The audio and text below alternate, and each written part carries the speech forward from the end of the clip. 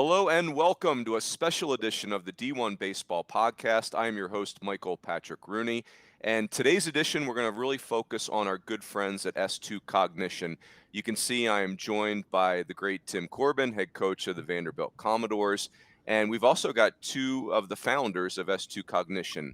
If you're looking at the screen in my bottom left-hand corner, I've got Vaden Landers, who's the CEO of S2 Cognition. And then upper right, we've got Scott Wylie, who's the COO of S2 Cognition. So, gentlemen, top of the morning to you. How we doing? Great, Mike. Thanks for having us.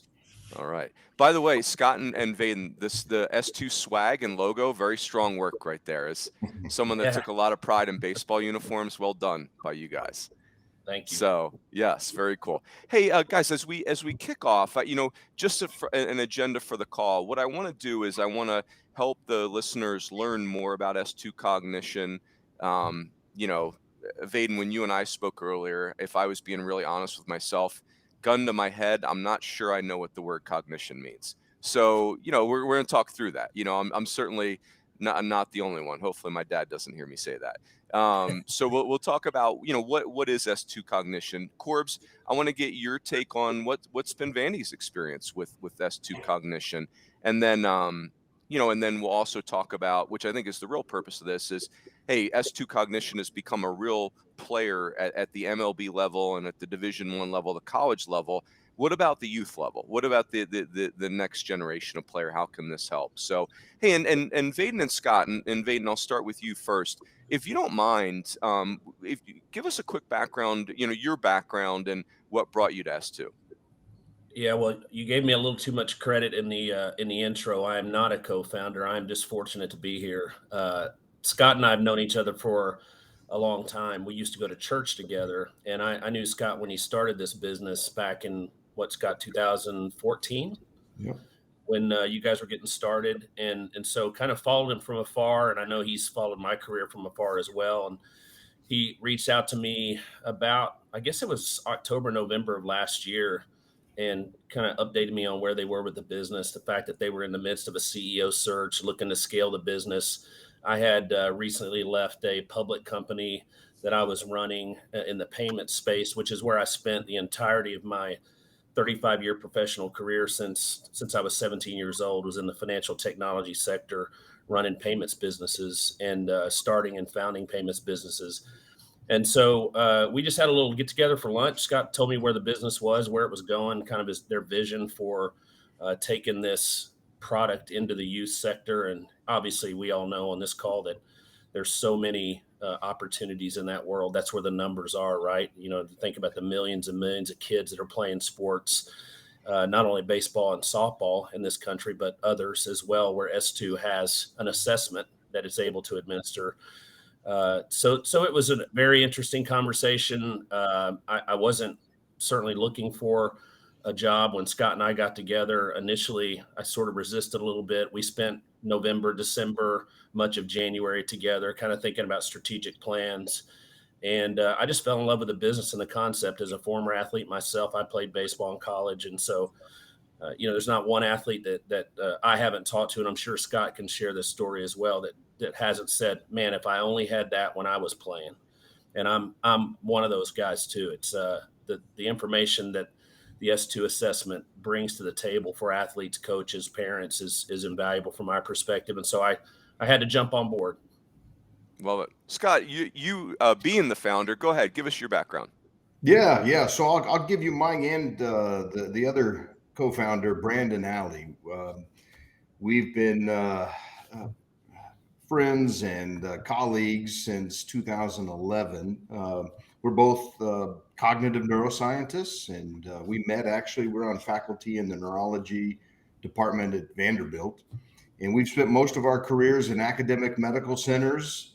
Brandon's specialty is researching brain systems involved in how we process visual information, how we attend to visual information, tracking visual objects that are moving in space, how we rapidly extract details so we can recognize what we're looking at, or distribute our attention across a big visual scene to keep track of where multiple targets are moving. And my background has focused more on the action side. So I've studied brain systems involved in how we time our actions, how we start, stop, redirect our movements and our actions, how we control impulses to react in ways we don't want to react, or bite too soon or react too soon.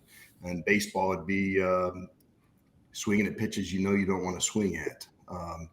And so we got together, just had a casual conversation. It's not a really fancy or sexy story, but we were just talking about some of the vernacular and terms used after the NFL draft in 2014 to describe athletes. And every sport has it. Guy's got a nose for the ball. He plays faster than his foot speed, great field vision. And we started talking about how these what we're describing are really differences in how these athletes' brains are wired for split-second decisions. And when you talked about cognition, I mean, that's what we're talking about, how the brain processes information, makes slow or fast decisions, and organizes our action systems to behave in ways that help us reach goals or to optimize our performance. And, in the NFL and football, the bar was pretty low. They're still using the Wonderlic, which we know is a paper and pencil bubble sheet task that measures something correlated with IQ. And having a good IQ or book smarts is probably helpful for complex schemes and some of the more abstract concepts across sports, but you use a very different set of brain systems when you are a hitter, for example, in the batter's box and have less than 400 milliseconds, 0.4 of a second to process what pitch it is, predict where it's moving in space, organize your motor system to swing or not swing, when to swing. These things happen so fast historically in sports, it feels like you just see and react, and they haven't really been quantifiable aspects of athlete performance. And so we just saw a need to use some of the best tools from the cognitive sciences and neurosciences to provide coaches like Coach Corbin and players a way to gain insight into the unique ways that they process information that could help explain the exceptional things they do and maybe some of the struggles and the problems they run into as an athlete when they're performing. And that really was the genesis. And then we started meeting on the weekends and drafting this out, and had some opportunities to get in with actually LSU football was our first. We visit LSU every year and test their players, and it just kind of snowballed, got into baseball very quickly, and here we are. Love it. So if you're a listener, my immediate concern is I definitely have the lowest college GPA on this call. So for the listeners that maybe are feeling overwhelmed by some of the, this is really cool. I'm going to help you, listener. Yeah, I got your back, because I'm not going to let Vaden and Scott talk past us. Hey, Corbs, I want to get your back. I mean, I think everyone that's listening that follows college baseball knows your background, but I want to ask you a question in this way. So I think of you as a teacher at heart. And, there was a point in my career where I was a high school teacher and coach, and I'm teaching Algebra 2 trig. And it was the era when they introduced graphing calculators. And I remember thinking I had just gotten in a good groove as a teacher. And I'm thinking, man, this sounds like a nightmare. Like, this is the last thing I need. I just have now gotten my classroom into not being a complete zoo. And now I'm going to have, every kid looking at these incredible calculators that I don't understand. It's a long way of asking this, Corbs. Like, I think you at Vandy, you guys have embraced technology from the jump. You were on the forefront of the concept of pitching labs. And I guess, since I do consider you a teacher at heart, the question is why? Why have you guys been so open-minded to these types of things in your program? Well, it's not because it's the next best thing. I think what I've always seen technology as is, if a coach or someone like Vaden and Scott can show that this tool or this instrument is of value to the student athlete, if it's not so complicated that it will bog them down, if we can understand it and we can apply it to them and help in the development of the kid, then I'm all for it. I've always felt like, and our staff knows this, if it's going to help the kids and if it's going to benefit the program, I want to do it. I don't want to do it just because someone else has it, though. I think you can get caught up in doing a lot of different things because you feel like you're overmanned or overmatched based on school A or school C having a certain instrument that you don't. I want to see true value in it, and I want to be able to understand it. We want to be able to understand it, and we certainly want to.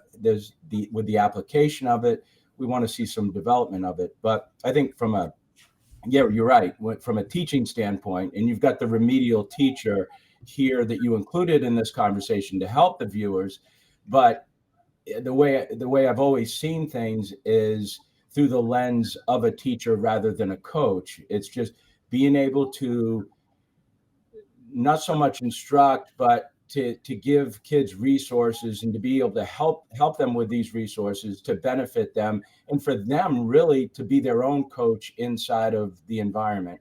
So resources like this, I mean, I met Scott and Brandon because of our Vanderbilt connection. And although they're neuroscientists, both Brandon and Scott have backgrounds in athletics, Scott being a former baseball player, Brandon becoming a former runner. But I think also the conduit of meeting Paul Phillips, knowing that I coached Paul was a coach, in really listening to him along with the group really helped us take this instrument and take this tool and apply it towards our team. Love it. Hey, Vaden and Scott, let's do this. So, I'm never going to understand neuroscience. I don't need to understand neuroscience. But what I want to do right now is let's paint but I think myself and every listener would recognize that, yeah, like hitters in particular, they got a lot on their plate, right? Like this is, there's a reason why you hear that expression that it's the hardest thing to do in sports, hit a baseball. So let's try to paint a picture for the listener. Like, what is S2 Cognition? What does this look like? What does it feel like? If you can do that for us.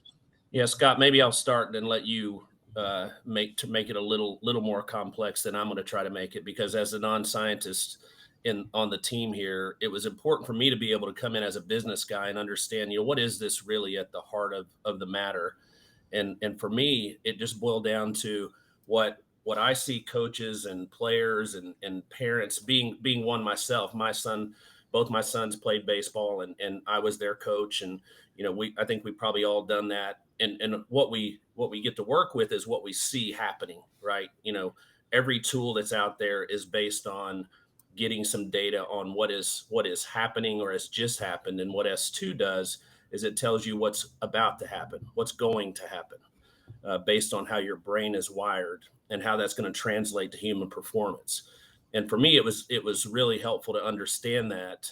And so I just kind of break it down into everybody out there today is working with lots of, the scene, what you can see with your eyes. And what S2 brings to the table is what you can't see, what's going on up here that is causing you to do certain things. Like, people chase pitches for different reasons. People do things athletically and in human performance for different reasons. And S2 is a great way for you to, in a 20 to 45 minute evaluation, understand what that is exactly. If you're chasing pitches you just can't lay off, and you see that your impulse control is very low, you're going to have an aha moment at that point in time. So that's kind of how I really dumb it down. And Scott, I don't know if you would have anything you would add to that. No, I think that captures it. I've got an 11-year-old dude who plays baseball, and he'll swing at a pitch up and out of the zone or chase something. And, mechanically it was fine. It was a good swing, but it wasn't the pitch that was going to lead to a high probability of success. And so you're kind of stuck because you don't know what he was seeing, how he was processing it. He may have saw it perfectly well and knew it was going out, but still couldn't resist that urge to go after the pitch. And so what the S2 assessment does is allow you to break down and gain insight into the decision-making aspects. It's just one piece of the puzzle. And you can swing and miss at a pitch because of mechanical and physical reasons, or because your timing is off, and the brain is responsible for when you decide to swing and where you decide to swing. at a level that works in tandem with your physical attributes. And so it's helping coaches and players understand the why underlying their successful aspects of performance and the mental mistakes or the tendencies they tend to make that can create some problems on the field. Yeah. And Hey, Mike, oh, go ahead, Vaden. sorry. Yeah. Yeah, I was You're just going to add, Coach Corbin mentioned Paul Phillips, and Paul's been an invaluable resource to me since joining the company back in February. And, you know, what he says something that resonates with me and everybody that I've heard him say it to, or I've said it to. It's like, you know, you could have two athletes that are doing the exact same thing or have the exact same problem. And it's like, you know, one could have a stomach ache, the other one could have a headache, but you're giving them both aspirin, you know, and one of them's going to get better. The headache's going to get better. The guy with the stomach ache's not going to get any better. And you're just going to assume without this knowledge that the guy just can't get it, can't get there. I can't tell you how many times when I was coming up, you know, coach would be yelling and screaming at me, why can't you get this? You know, I've told you this 100 times. Why aren't you figuring this out? And after I took this test, I knew why. Yeah. And we, you know, because of that, I have this passion to be able to bring this to kids at a very early age, because look, it's one thing that when they get to Vanderbilt and they start working with someone like Coach Corbin, but when they're working with their mom or their dad in the backyard, or their coach or their instructor at the facility or whatever, and they're all trying to help those kids become the best version of themselves, you want them to have every bit of information that they can have when they're sort of concocting that formula, that cocktail, if you will, of what's it going to take to get this kid where they want to be, most importantly, where they need to be. Yeah. Yeah, there's so much good stuff that I hear you guys saying that, you know, I think about my favorite hitting expression of all time, Ted Williams saying that, hey, I'll take a bad swing on a good pitch to hit over the best mechanical swing in the world on a bad pitch to hit all day long. And I think every baseball coach has heard that, but it's hard to make that statement actionable. You know, but we still spend oodles of time on the result or exit velocity. We spend oodles of time on making bodily adjustments. So, and I like you guys use the word assessment. My inclination then is that, hey, assessments can be done over periods of time. We can see not only is an assessment really important for, you know, as a diagnostic tool, where to your point, Vaden, you can, instead of just throwing, you know, anecdote at something, let's figure out what the actual symptom is. Let's figure out what's really going on. But then we can do assessments over the course of time and see if things are improving or what direction we're headed. So let me turn that to you, Corbs. What's been your guys' experience at Vandy with this? What have you all seen? Well, I think it's getting information that, like Vaden was saying, I mean, if you go to a doctor because you've got symptoms, then the doctor's prescribing something for you. He's prescribing something specific in order to help you. And I think with a coach, oftentimes, you know, if you've been around long enough and you've seen a lot of players and you've categorized a lot of players and movements in your mind, you can visually see certain things and say, okay, I think he's at this point right now, so I'm going to give him these set of drills. I think what happens is, and you mentioned exit speed, a well-struck ball or a non-well-struck ball or an exit speed is an outcome.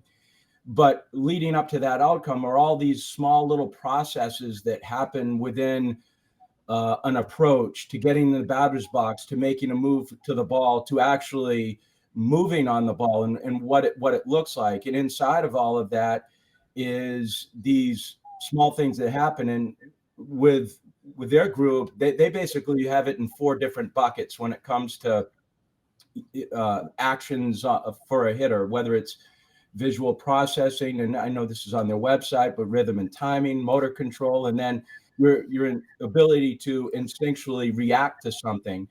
And I think when you start to understand where a kid is efficient or deficient, then you can say, okay, well, that makes sense. That's why he doesn't move on a ball, or that's why when he does move on a ball, he can't check off on the pitch. He's going to go through with it no matter what. There's a yes mechanism to him, but there's no, there's no stopping. And the information that they give you back is specific to why the young man is acting a certain way inside of the pitcher versus hitter event. And it could be something like pitch recognition, which, to me, it's like, is he a good reader of the ball? And why is this person a good reader of the ball? Their ability through neuroscience to put it into words and an explanation gives it a whole lot more clout than I ever could have as a coach. Scott and Vaden, let me follow up on the assessment concept. Is there a recommendation for you? Like in my mind, there you do an assessment. You're giving someone like Corbs a ton of information to go on. There's drill packages. What's the next time to do an assessment? Is it annual, or what do you? Is there a recommendation that you guys have as far as that goes? Yeah, usually when you use an assessment, you're using that assessment as your benchmark for improvement. Our assessment, though, it works a little bit differently than that typical strategy. Our assessment is kind of it strips out the baseball information, is looking at an athlete's capacity for how they process rhythm or timing or their impulse control system. And they'll take their systems and they'll apply those systems into whatever sport they play or whatever environment where they got to make quick split-second decisions. So the assessment really is a window into where their decision systems and how their decision systems are operating at that moment in time, at that age. And the brain will continue to develop. So, you ought to see the junk I put my 11-year-old through. But, his brain at 11 is going to be very different than his brain at 13, at 16, and then at 18. And when we get into our late teens, early 20s, things really slow down. There's still some systems in the brain that are fine-tuning into our early mid-20s, but the rate of change isn't that great. So our evaluation, we recommend once a year. Mm-hmm. And as a benchmark of improvement, we throw everything out onto the field. The information, the insights gained from the S2 evaluation tell you where you need to concentrate your effort, but the effort and the training's got to be done on the field, and the improvement needs to be on the field in the game of baseball. You don't want to get better, let our tests kind of naturally track the maturation and development of your brain systems as you age.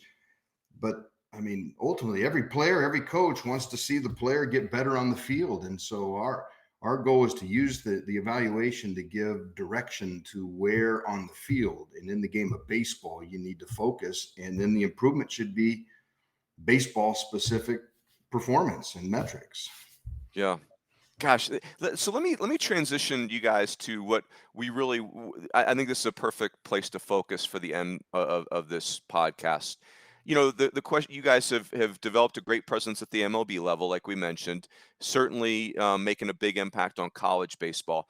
What about the youth players? What about the players that want to, they aspire to play at the next levels? And I guess I'm thinking of two different sets of players. I grew up in the Northeast like Corbs did, and you're playing every sport, and I'll never forget this feeling of, it's like February or March and baseball season's coming around the corner, and I pick up a bat after playing football and basketball and indoor track and all that stuff, and I literally have no idea how to swing a bat. I'm 13 years old. I have no idea what air quotes my swing is, right? It's like, okay, you're figuring it out annually. So there's that kid. And then even for these kids that do play a lot of baseball, more than we played in our generation, they're changing, right? Like their physical maturity is changing, their emotional maturity is changing. So why don't I start with you, Vaden and Scott?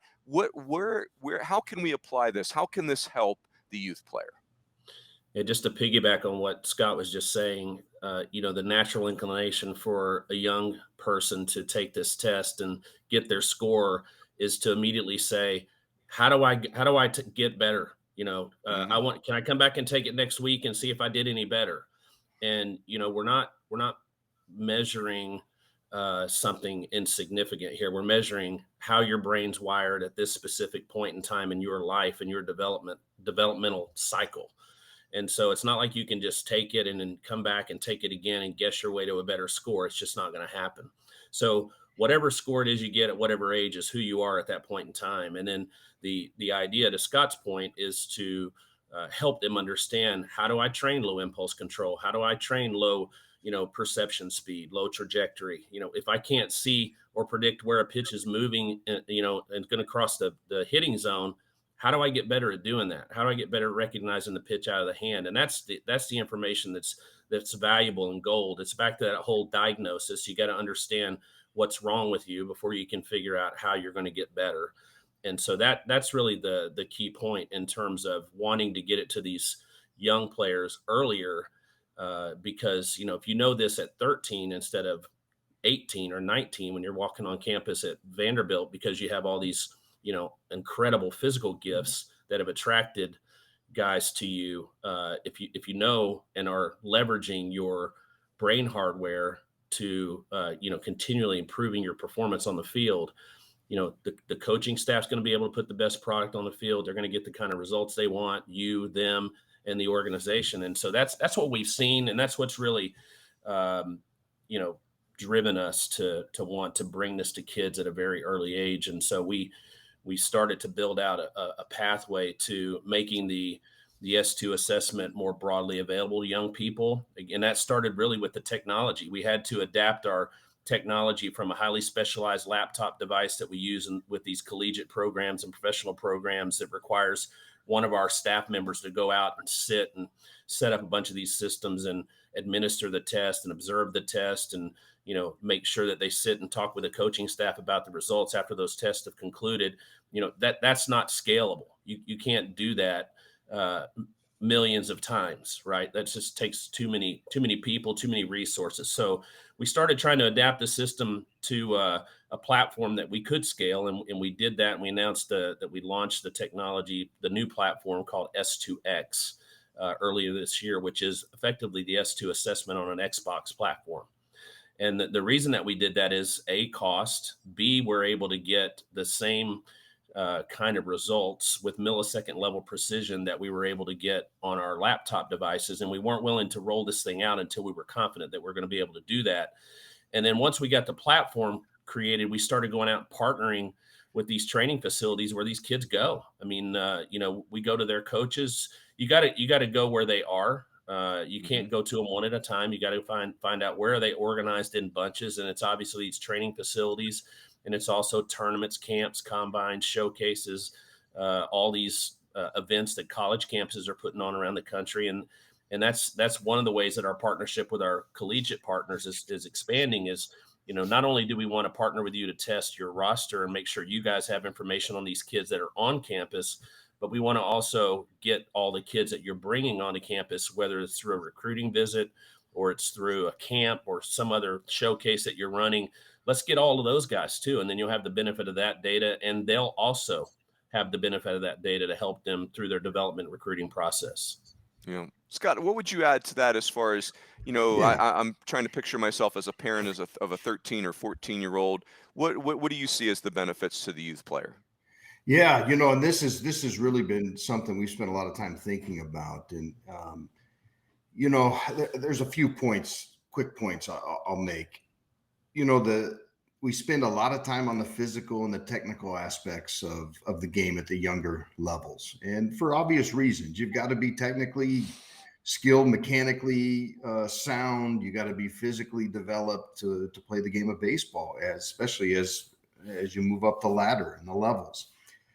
But there's really been a neglect of kind of the decision-making aspects of the game, which when do those become more important? Well, as you move up the levels and the speed and the complexity of the game, the pitching becomes more challenging. And we've talked to players that played in the big leagues, and they universally say a similar thing, that, hey, everyone up here physically gifted, has great swings.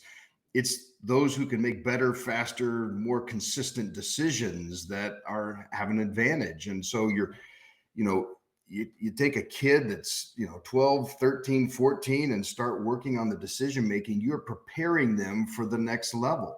I think the other thing is there's such a premium put on the physical attributes that and they can carry athletes for a while. And I think, every sport has examples of, recruiting or drafting players on the basis of being enamored by their physical attributes, only to have them really struggle at the next level because they weren't able to make adjustments and be flexible and think quickly. So, this allows us to root for that player who may be delayed or late in their development physically, but has incredible cognitive skills, makes good decisions in the box, makes good decisions on the field.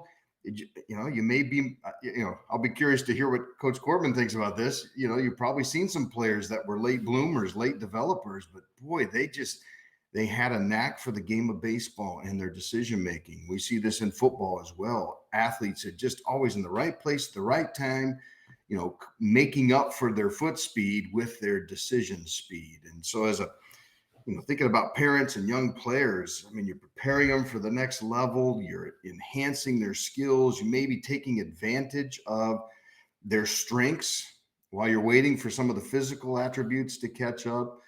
There's lots of reasons to start this at a younger age. Our brains are a little more malleable. Mine is on the downward slope. And so, these cognitive drills, I'm not going to get much better, but 11-year-old, yeah, you can see they can make better decisions. You can train those things. I love it. Hey, Corbs, let me and feel free to piggyback on anything Vaden and Scott just said. But I guess my question for you would be, these youth players, in theory, are going to become, Vandy boys, right? These are the kids you're going to be coaching. So my thought is, does this benefit a program like yours because you're coaching a better player? Is it benefit you because you've got more information to coach this player? Maybe this player knows themselves better when they get to you compared to some of their predecessors. So yeah, what as far as the player that gets to you at Vandy, how does this benefit that person?